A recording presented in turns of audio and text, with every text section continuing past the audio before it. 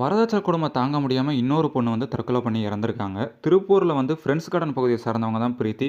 இவங்களுக்கும் ஈரோடை சார்ந்த சதீஸ்வரனுக்கும் செப்டம்பர் 2024ல கல்யாணம் நடந்திருக்கு. திருமண சீரா 120 பவுன் நகையும், ரூ. 25,00,000 ரொக்கமும், இனோவா காரும் குடுத்துருக்காங்க. திருமணத்துக்கு அப்புறம் வந்து சதீஸ்வரன் வந்து ஒழுங்கா வேலைக்கு போகாம, அவங்களுக்கு வர்ற வாடகை மட்டும் வச்சுமே குடும்பத்த நடத்தியிருக்கான்.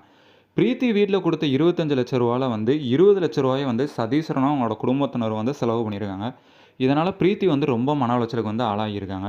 அது மட்டும் இல்ல, பிரீத்தி குடும்பத்தில வந்து பூர்வீக சொத்த ஒண்ணு வித்ததுல வந்து பிரீத்தியோட பங்கா ரூ. 50,00,000 வந்திருக்கு. இத தகவல் அறிஞ்ச சதீஸ்வரனும் அவனோட குடும்பத்தினரும் அந்த ரூ. 50,00,000 எங்களுக்கு வேணும்னு சொல்லிட்டு பிரீத்திய ரொம்ப கொடுமைப்படுத்தியிருக்காங்க. அந்த கொடுமை தாங்க முடியாம கடந்த மாதம் வந்து தன்னோட அம்மா வீட்டுக்கு வந்து பிரீத்தி வந்திருக்காங்க. பிரீத்தியோட அம்மா வந்து வீட்ல இல்லாத நேரத்தில வந்து ரொம்ப மன உளைச்சல்ல இருந்த பிரீத்தி வந்து தற்கொலை பண்ணி இறந்துடுறாங்க. தற்கொலைக்கு காரணமான பிரீத்தியோட கணவர் சதீஸ்வரனும், மாமனார், மாமியாரையும் வந்து போலீஸார் வந்து கைது பண்ணிடுறாங்க. எத்தனை வருஷம் ஆனாலும் இந்த டவுரி பிரச்சனை இருந்துகிட்டே தான் இருக்கு. அதனால தற்கொலையும் நடந்துகிட்டே தான் இருக்கு. இதுக்கு என்ன தான் தீர்வு?